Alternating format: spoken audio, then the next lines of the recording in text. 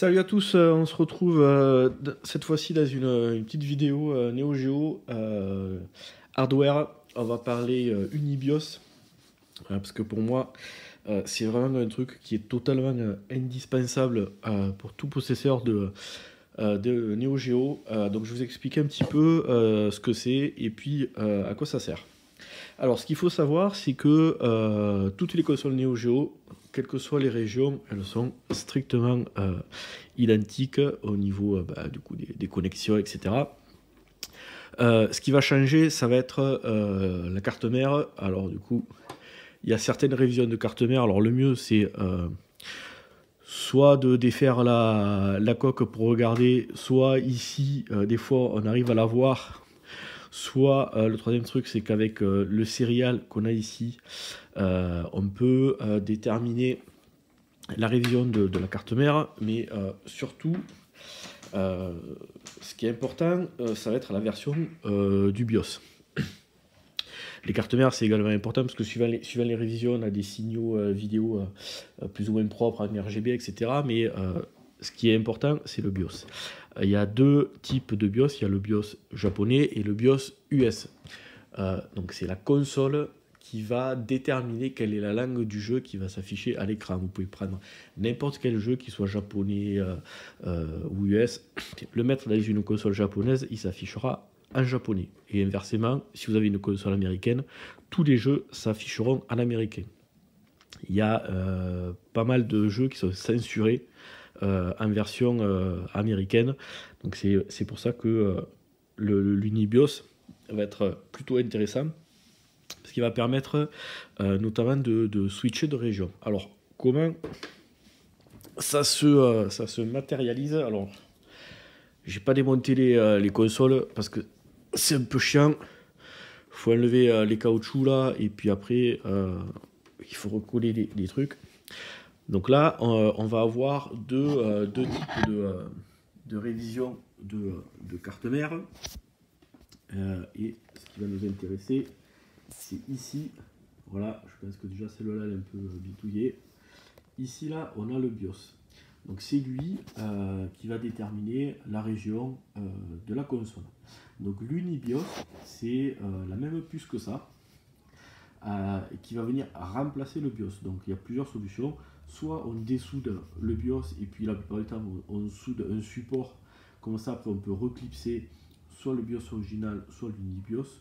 Soit on vient mettre l'Unibios carrément par-dessus et on shunt certaines connexions pour que ce soit l'Unibios qui prenne le dessus par rapport au BIOS original.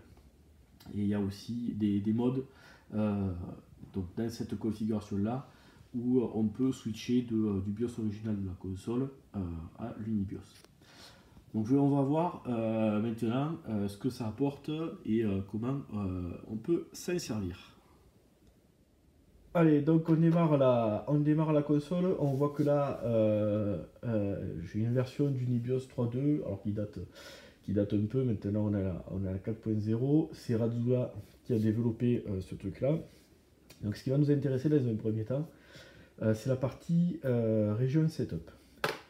Donc si je rentre dedans, je vais pouvoir sélectionner la région de la console. Par exemple, on va le mettre en USA. Et le comportement de la console, est-ce que ça va être se comporter comme une borne arcade, comme du MVS, ou comme une console AES classique. On va dire console AES classique. Et on sort. Là, j'ai mon Samurai Shodown 2. C'est le jeu que j'ai pris pour tester. Qui se lance. Donc voilà, on voit que c'est écrit en anglais et j'ai bien un Samurai Shodown 2 à l'écran. Là on prend Aomaru. Allez, ok, on s'en fout. Allez, hop. Voilà, et donc là le sang il est vert parce que il y a de la censure. C'est bon. Alors attends, je ressaute une autre fois pour que vous voyez bien. Alors, tu peux me mettre un coup d'épée s'il te plaît? Voilà. Ok, donc Ça, on voit que le sang est vert. Alors, si je fais Start et Select, j'ai accès à un nouveau menu. Donc, je vais pouvoir redémarrer la console. Donc, on la redémarre. Je maintiens ABC sur la manette appuyée. Je re-rentre dans le menu. Et là, on va le passer en japonais et en arcade. Allez, c'est parti. Je redémarre.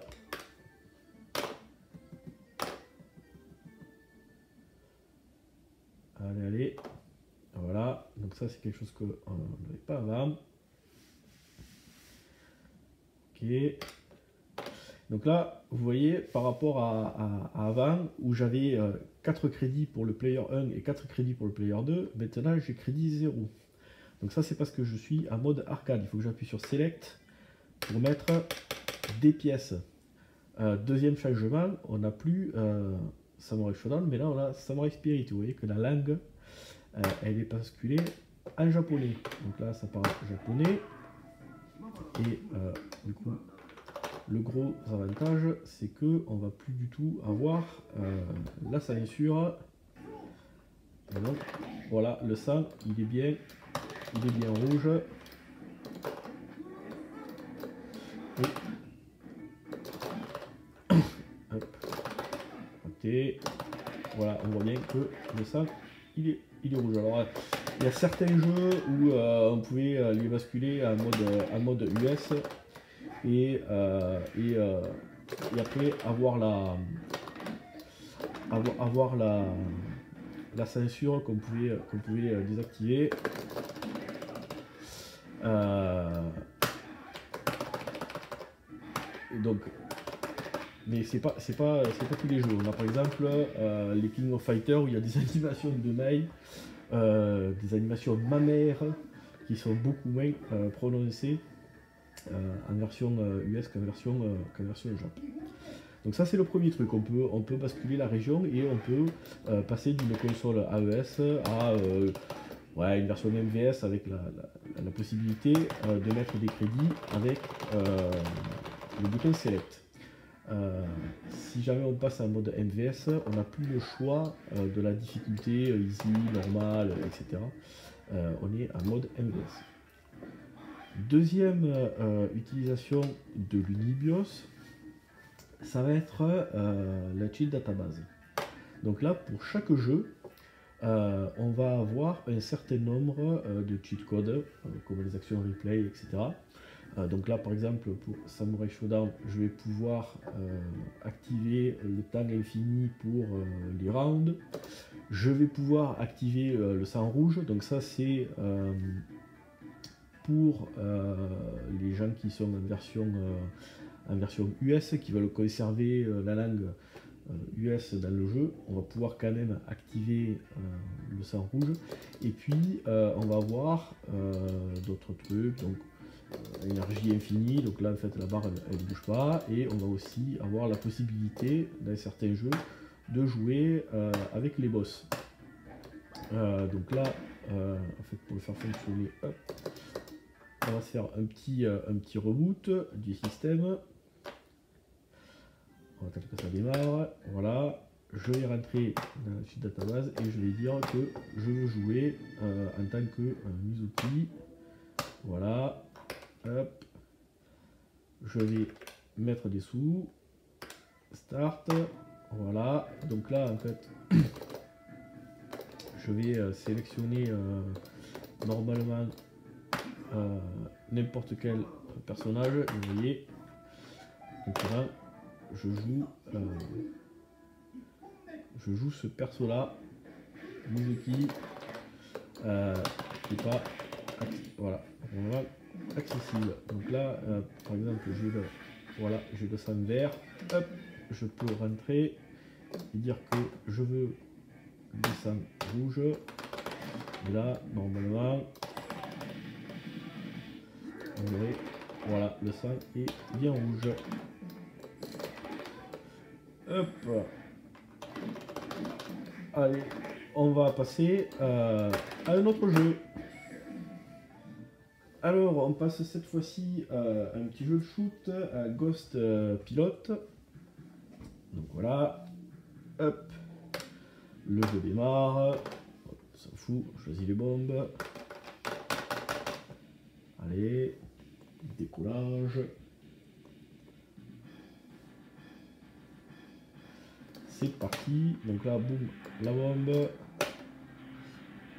Deuxième bombe et troisième bombe. Donc là, je vais rentrer hop, dans le menu Sheet Database et je vais par exemple activer l'autofire. Ça m'évitera de bourriner le bouton. Invincibilité, non, peut-être pas. Et on va activer les bombes. Allez, c'est parti. Donc là, maintenant, hop, j'ai plus besoin d'exploser le bouton là. J'ai bien l'autofire. Et vous voyez, en bas à gauche, au niveau des bombes, j'en ai 9. Si je peux en tirer autant que j'ai envie, j'en ai toujours 9. Là, je suis mort. Ça m'a saoulé. Je vais dire que je suis invincible. Et voilà, c'est bon, je peux plus mourir. Alors bon, ça c'est un peu moins sympathique hein, parce que du coup ça gâche un peu le truc. Mais bon, moi je m'en sers souvent sur par exemple Mutation Nation ou Robo Army. J'ai mon petit garçon qui est super fan de ce jeu, mais c'est super dur. Du coup, je lui active les vies infinies ou l'énergie infinie, ou trucs comme ça. Ça fait que il joue pendant 3 quarts d'heure, il arrive à la fin, il tue le méchant. Il est super content. Donc voilà, donc par exemple pour les jeux de shoot, on peut avoir Autofire, les bombes infinies, les vies infinies, donc ça marche sur beaucoup de jeux. Et puis il y a quand même des petits trucs super sympas. On voit ça de suite avec le troisième jeu. Alors, le troisième jeu, ça va être également un jeu de shoot, c'est Viewpoint. Viewpoint shoot en 3D, shoot en 3D isométrique. Et vous voyez, tout en bas, j'ai push to player start. Donc là, hop, pause. Je vais aller prendre la deuxième manette et je vais faire start. Voilà, et donc là j'ai le second player qui a été activé, sauf que je suis toujours tout seul à l'écran. En fait, le mode, c'est un joueur après l'autre, c'est un peu con. Donc là, si je meurs, plaf, la boulette, c'est bien le deuxième player qui démarre. C'est un petit peu nul quand même. Voilà, je joue avec la manette du deuxième player. Donc, on va se faire un petit reset cette fois-ci. On va rentrer dans le BIOS et là, on va aller dans la partie Soft Deep. Donc, la partie Soft Deep, en fait, c'est sur les cartes arcade, sur les cartes JAMA. Il y avait des petits jumpers pour régler le nombre de vies par crédit, la difficulté, le nombre de pièces qu'il faut mettre pour débloquer un crédit. Ça peut être des vies gratuites à partir de tant de points, on définit le nombre de points, etc. Donc c'est quelque chose qu'on peut régler également dans l'Unibios. Et voilà, donc par exemple, on peut dire que le jeu, on démarre avec 5 vies. Et ce qui va nous intéresser spécifiquement pour ce jeu, c'est ici, 2 player alternate. Je peux le changer en simultané. Et maintenant, je vais relancer le jeu. Je vais faire start, normal. Je vais appuyer sur le second player. Et là, voilà, on peut jouer vraiment à deux en même temps. C'est quand même beaucoup plus sympa que de jouer l'un après l'autre. Mais c'est pas tout. Allez, je vais vous montrer des petits trucs pour encore quelques jeux. On passe au quatrième jeu. Alors, on se retrouve pour le quatrième jeu. Et donc, le quatrième jeu, c'est Windjammer. Windjammer, un jeu de frisbee, de baston de frisbee. Donc on peut jouer un contre un ou contre prendre celui-là, c'est fou, ou contre l'ordinateur. Et le reproche qu'on fait souvent à ce jeu, c'est que les manches sont vraiment super courtes. Vous allez comprendre pourquoi. Donc en fait le but du jeu, c'est d'avoir soit le plus de points à la fin du timer, soit de marquer plus de 12 points. Donc celui qui dépasse les 12 points a gagné la manche et on va en dommage gagnante. 30 secondes le round, c'est vraiment super, super court. On n'a pas vraiment, vraiment le temps de jouer. Ouais, voilà, on a 6-3 et encore là c'est le premier round. Voilà. Donc 6-3, 30 secondes, c'est vraiment super cool. Donc ce qui est cool, c'est qu'on peut rentrer dans la suite database et passer par exemple le temps infini. Donc là, hop, on va attendre, voilà, on voit en haut 30 secondes, hop, je passe le temps infini.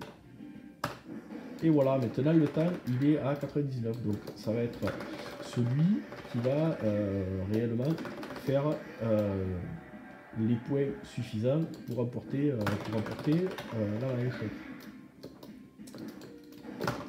Hop. Allez. Donc ça c'est cool parce que franchement c'est un peu relou là, ce coup des 30 secondes. Ça gâche un peu le plaisir du jeu. Le round il passe trop vite quoi. On n'a pas vraiment le temps de jouer. Des fois suivant l'adversaire, c'est sympa que le round aille vite, mais bon, ça gâche un peu le jeu. Voilà. Allez, c'est bon. Là ouais, on a le temps d'aller jusqu'au bout. On va regarder maintenant pour un dernier jeu ce que ça peut apporter l'Unibios.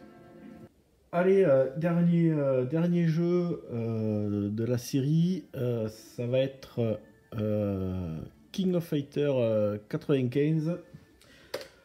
Donc là, pareil, alors on va on player, game start. Par exemple single play, donc voilà, on a tous nos personnages. Maintenant je vais faire un reset. On va rentrer, voilà, petite database, et je vais pouvoir débloquer par exemple des persos. Tac, voilà. Et maintenant si je fais game start single play, voilà, ils sont là. J'ai débloqué deux persos supplémentaires. Alors les boss, voilà, dans les jeux de baston ça va être souvent les boss. Et puis voilà, donc ça peut être cool de pouvoir débloquer les boss, surtout quand on joue avec des potes. Je suis une quiche totale. Donc voilà, donc il y a un dernier usage qui est vraiment ultra particulier. C'est par exemple pour Xenocrisis, ça a perçu qu'au niveau du son, c'était pas du tout équilibré. Au niveau du rendu sonore, il y avait du son qui sortait énormément. Alors je sais plus si c'est sur la partie gauche ou droite. Et du coup, il y a moyen. Alors je sais plus si c'est par là, mais il y a moyen de patcher une adresse mémoire, de modifier un truc pour rééquilibrer le son. Ça, j'ai jamais trop testé. Voilà, donc pour résumer, l'Unibios, ça permet de changer la région, d'être soit en version US, soit en version japonaise. Donc ça peut être sympa. Ça permet de débloquer des fonctionnalités particulières. On l'a vu avec Viewpoint. Jouer à deux simultanément, normalement, c'est pas possible. Ça permet d'améliorer certaines features de jeu. On l'a vu avec Windjammer, en augmentant la durée des rounds. Et puis voilà, ça permet de débloquer des petits cheat codes, de jouer avec des boss, d'avoir de l'énergie infinie, des bombes infinies, l'autofire, ce genre de choses qui peut être sympa. Voilà, allez, je vous laisse et je vous dis à bientôt pour une autre vidéo. Ciao.